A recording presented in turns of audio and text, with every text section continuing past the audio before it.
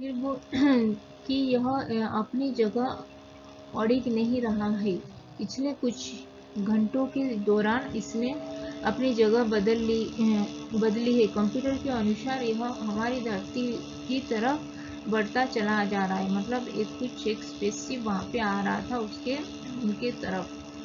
अंतरिक्ष यान तो नहीं है। छोटू के पापा ने अपना संदेह प्रकट किया। अंतरिक्ष यान स्टेशन में लग रहा है। संदेह हमें भी है। आप अब इस पर बराबर ध्यान दीजिएगा। छोटू के पापा सोच में डूब गए। फिर क्या सचमुच अंतरिक्ष यान होगा? कहाँ से आ रहा होगा? और मंडल में हमारे धरती को अलावा और कौन से ग्रह पर जीवों का अस्तित्व होगा? कैसे हो सकता है? बोलते वो सब क्वेश्चन उनके दिमाग में आज चल रहा था।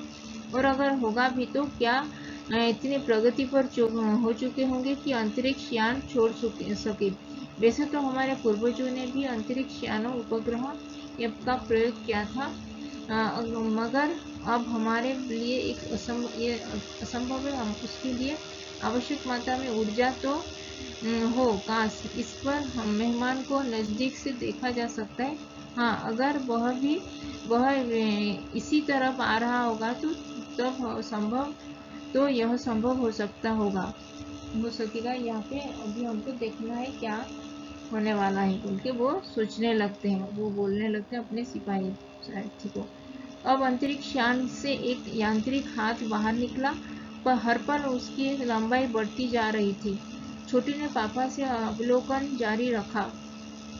कॉलोनी को प्रबंध समिति की सभा बुलाई गई थी। अध्यक्ष भाषण दे रहे थे। हाल ही में मिली जानकारी से पता चल चुका था कि अंतरिक्ष यान हमारे मंगल ग्रह की तरफ भी बढ़ने वाला है।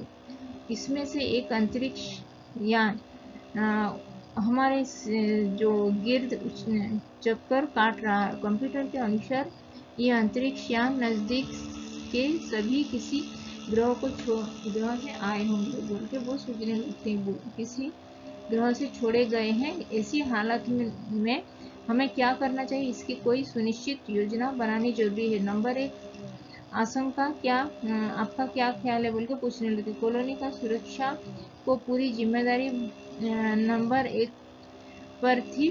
उन्होंने कुछ कागज संवेदित हुए बोलना आरंभ किया कि इन्हीं दोनों अंतरिक्ष यानों को जलाकर खाक कर देने का क्षमता हम रखते हैं, मगर इसमें हमें कोई जानकारी हासिल नहीं हो सकेगी। अंतरिक्ष यान बेकार कर जमीन पर उतरने पर जो मजबूर होकर वो आगे देने वाले वो उसके बाद का फिर निष्पादी में चलेंगे। तो अंतरिक्ष यान बेकार कर जमीन पर उतरने पर मजबूर कर देने वाले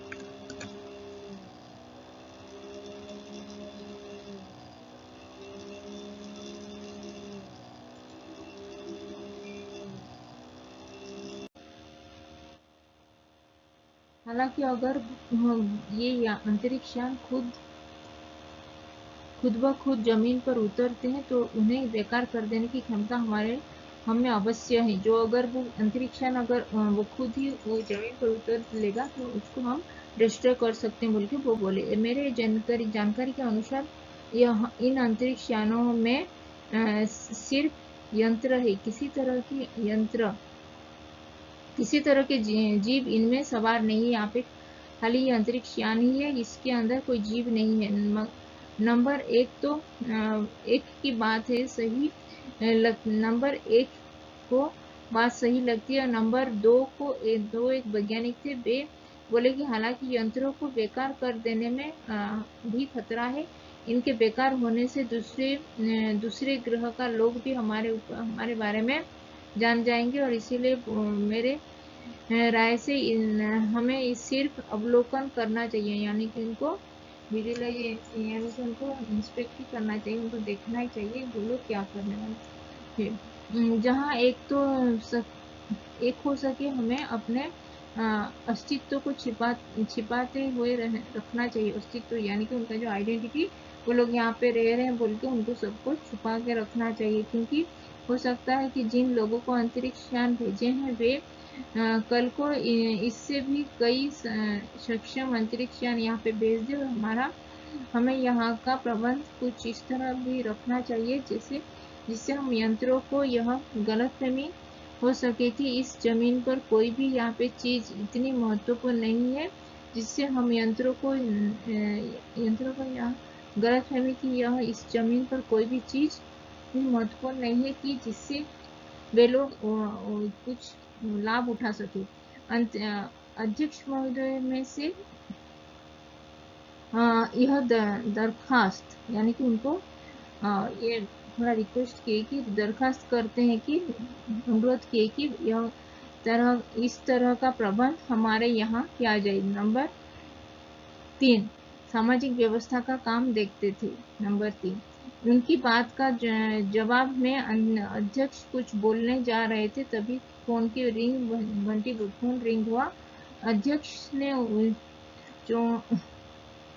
चोंगा उठाया। 1 मिनट बाद सभा को संबोधित करते हुए उन्होंने कहा, भाइयों, अंतरिक्ष यान क्रमिक एक हमारी जमीन पर उतर चुका है। एक जमीन पर उतर चुका है।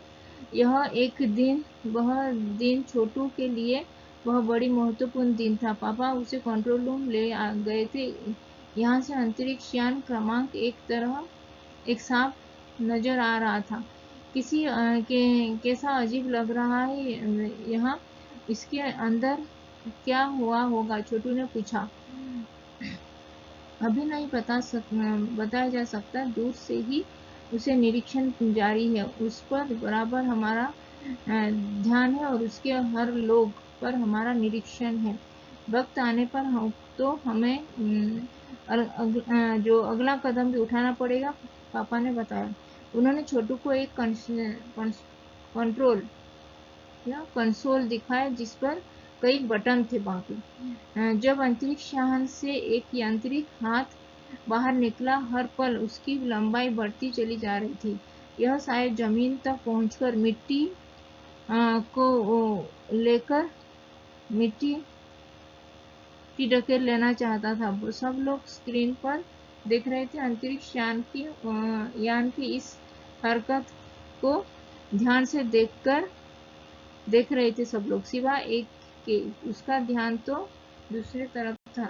छोटू का सारा ध्यान तो कंसोल पैनल पर था। कंसोल का एक बटन दबाने को अपनी उंगली वहां पे लेके गया। फिर उसके बाद का स्टोरी नेक्स्ट पेज में जाना। फिर अपना उंगली को वहां तक रोक नहीं सका और वह लाल बटन उससे बरबस अपनी तरफ खींच रहा था और सहसा खतरे की घंटी वहां पे बजने लगी। सबकी निगाहें कंसोल को तरफ चला गया। पापा ने छोटू को अपनी तरफ खींचते हुए एक झापड़ जोर से दे दिया। लाल बटन को पूर्व स्थिति में ला रखा। फिर मगर उस तरफ सब अंतरिक्ष यान की इस यांत्रिक हाथ की तरफ हरकत सहसा रुक गई थी।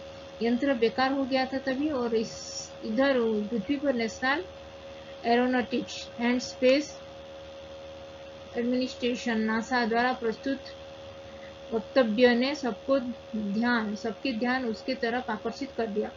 मंगल की धरती पर उतरा हुआ अंतरिक्ष यान वाइकिंग अपना निर्धारित कार्य कर रहा है। हालांकि किसी अज्ञात कारणवश अंतरिक्ष यान का यांत्रिक हाथ बेकार हो गया है। नासा के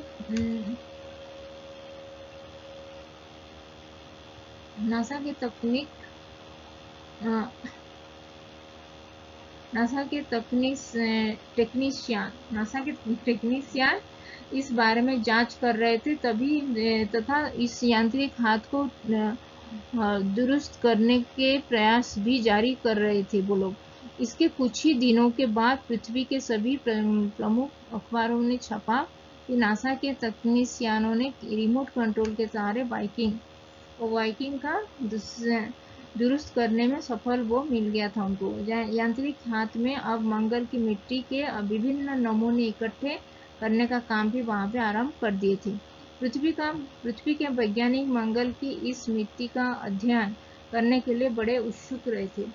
उन्हें उम्मीद था कि इस मिट्टी के अध्ययन से इस बात का पता चल जाएगा कि सकेगा कि क्या मंगल पर भी पृथ्वी की तरह वहाँ पे जीव जंतु सृष्टि का अस्तित्व है। यह प्रश्न आज भी एक रहस्य है। तो ये था जयंत विष्णु नार्लेकर जी के द्वारा लिखा गया पार नजर के चैप्टर का एक्सप्लेनेशन। एंड ये जो Telangana state class 6 first language बाल बसंत टेक्स्ट बुक का ये चैप्टर नंबर 4 चैप्टर नंबर 7 पार नजर के, जिसको लिखे हैं ये जयंत विष्णु नार्लेकर जी के द्वारा लिखा गया। और इसका जो मराठी अनुवाद हुआ था रेखा दिव्यांकर जी के साथ। तो ये था पार नजर के।